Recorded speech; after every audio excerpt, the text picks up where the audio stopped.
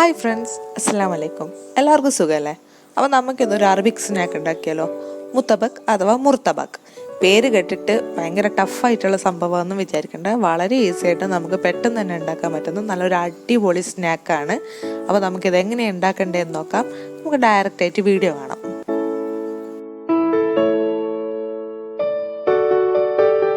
First നമുക്ക് മാവ് റെഡിയാക്കാം. അതിന് വേണ്ടിയിട്ട് ഞാനിവിടെ 1 കപ്പ് മൈദ, ഒരു 2 സ്പൂൺ ഓയിൽ, പിന്നെ ആവശ്യത്തിന് ഉപ്പും വെള്ളം വെച്ചിട്ട് നമുക്ക് നല്ല സോഫ്റ്റ് ഡോ റെഡിയാക്കി എടുക്കാം.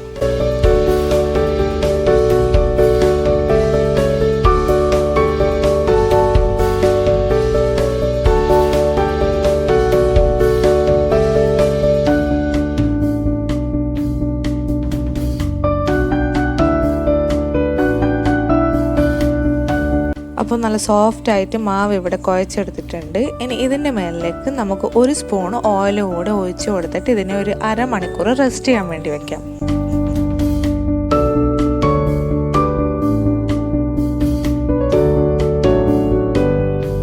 ഫില്ലിങ്ങിന് വേണ്ടിയിട്ട് ഞാനിവിടെ 1 കപ്പ് ചിക്കൻ മിൻസ് ചെയ്തതാണ് എടുത്തിട്ടുള്ളത്. അതിലേക്ക് 1.5 സ്പൂൺ മുളക് പൊടി, 1/4 സ്പൂൺ വീതം മഞ്ഞൾപ്പൊടിയും പെപ്പർ പൗഡറും ജീര പൗഡറും, പിന്നെ ആവശ്യത്തിന് ഉപ്പും. പിന്നെ വേണ്ടത് ഒരു മീഡിയം സൈസ് ഉള്ളി ചോപ്പ് ചെയ്തത്. പിന്നെ ഞാനിവിടെ green and yellow capsicum half വെച്ചിട്ടാണ് എടുത്തിട്ടുള്ളത്.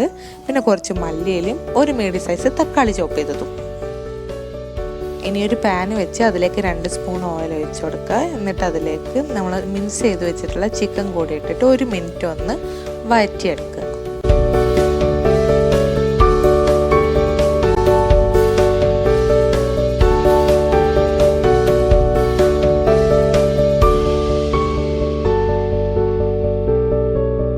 ഇനി ഇതിലേക്ക് ആവശ്യത്തിനുള്ള ഉപ്പ് ഇട്ട് കൊടുത്ത് എടുത്ത് വെച്ചിട്ടുള്ള പൊടികളെല്ലാം ആഡ് ചെയ്തിട്ട് നമുക്ക് ചിക്കൻ ഫ്രൈ ചെയ്തെടുക്കണം.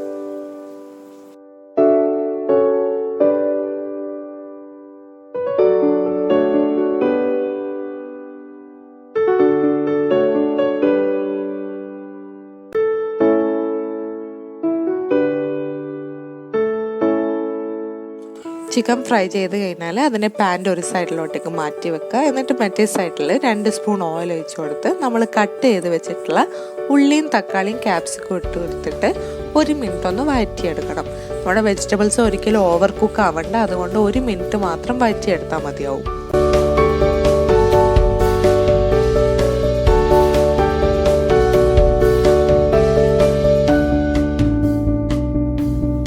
ചിക്കനും വെജിറ്റബിൾസും എല്ലാം കൂടിയിട്ട് നന്നായിട്ട് മിക്സ് ചെയ്തെടുക്കുക. പിന്നെ ഞാനിവിടെ കുറച്ചുകൂടി ഉപ്പ് ആഡ് ചെയ്യുന്നുണ്ട്. നിങ്ങൾക്ക് ആവശ്യമുണ്ടെന്ന് തോന്നിയെങ്കിൽ മാത്രം നിങ്ങൾ ഉപ്പ് ആഡ് ചെയ്ത് കൊടുത്താൽ മതി.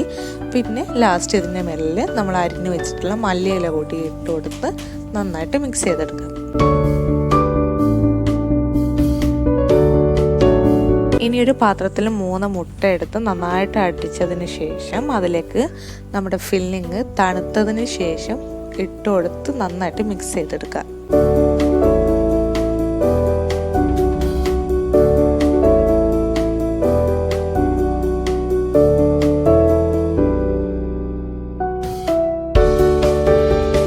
ഇനി മാവ് നമുക്ക് 2 ബോൾസ് ആക്കിയിട്ട് എടുക്കണം.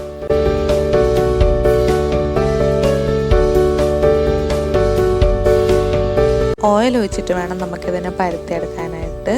ഇതിനെ റോള് വെച്ചിട്ട് നമുക്ക് പരത്തിയെടുക്കാം, അതല്ലെങ്കിൽ കൈ വെച്ചിട്ട് ഈസി ആയിട്ട് പരത്തിയെടുക്കാം. പിന്നെ പ്രത്യേകം ശ്രദ്ധിക്കേണ്ട കാര്യം എന്താണെന്ന് വെച്ച് കഴിഞ്ഞാൽ ഇത് നമുക്ക് ഒട്ടും കട്ടിയില്ലാതെ കനം കുറച്ചിട്ട് വേണം പരത്തിയെടുക്കാനായിട്ട്. പിന്നെ ഒരു സ്ക്വയർ ഷേപ്പിലാണ് പരത്തിയെടുക്കേണ്ടതും.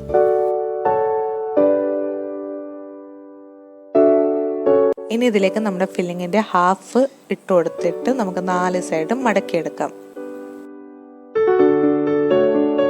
ഇനി ഒരു തവയിലേക്ക് ഓയിൽ ബ്രഷ് ചെയ്ത് കൊടുക്കുക. പിന്നെ നമ്മൾ മുത്തബക്ക് കൈ കൊണ്ട് എടുക്കുമ്പോൾ വളരെ സൂക്ഷിച്ചിട്ട് വേണം എടുക്കാനായിട്ട്, അല്ലെങ്കിൽ അത് പൊട്ടിപ്പോകാൻ ചാൻസ് കൂടുതലാണ്. ലോ ഫ്ലെയിമിൽ വെച്ചിട്ട് വേണം നമുക്കിതിനെ കുക്ക് ചെയ്തെടുക്കാനായിട്ട്, അല്ലെങ്കിൽ ഇതിൻ്റെ അകത്തുള്ള മുട്ടയൊന്നും നമുക്ക് വെന്ത് കിട്ടില്ല. മാത്രമല്ല ഇത് തിരിച്ചും മറിച്ചും ഇട്ട് കൊടുക്കുന്ന സമയത്ത് ഓയിൽ ബ്രഷ് ചെയ്യാൻ വേണ്ടിയിട്ടും മറന്നു പോകരുത്. അതുപോലെ തന്നെ ഇത് ഒരു 10 മിനിറ്റെങ്കിലും നമ്മൾ തിരിച്ചും മറിച്ചും ഇട്ടിട്ട് കുക്ക് ചെയ്തെടുത്താലാണ് ഇതിൻ്റെ ഉള്ളൊക്കെ നന്നായിട്ട് വെന്ത് കിട്ടത്തുള്ളൂ. എല്ലാ ഭാഗവും ഈ കാണുന്ന പോലെ തന്നെ തിരിച്ചും മറിച്ചും വെച്ച് നമുക്ക് കുക്ക് ചെയ്തെടുക്കണം.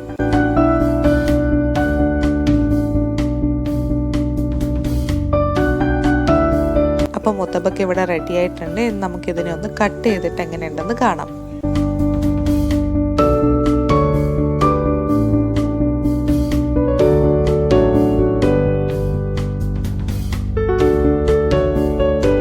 മുത്തബക്കിൻ്റെ ഉള്ളൊക്കെ നമുക്ക് നന്നായിട്ട് വെന്ത് കിട്ടിയിട്ടുണ്ട്. മുട്ടയൊക്കെ നന്നായിട്ട് വെന്തിട്ടുണ്ട്.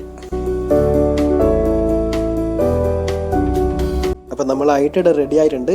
അപ്പോൾ എല്ലാവരും ട്രൈ ചെയ്ത് നോക്കുക. ഉണ്ടാക്കാത്തവർ തീർച്ചയായും ഉണ്ടാക്കി നോക്കുക. നല്ല ടേസ്റ്റി ആയിട്ടാണ്, സിമ്പിൾ ഉണ്ടാക്കാൻ പറ്റുന്നതായിട്ടാണ്.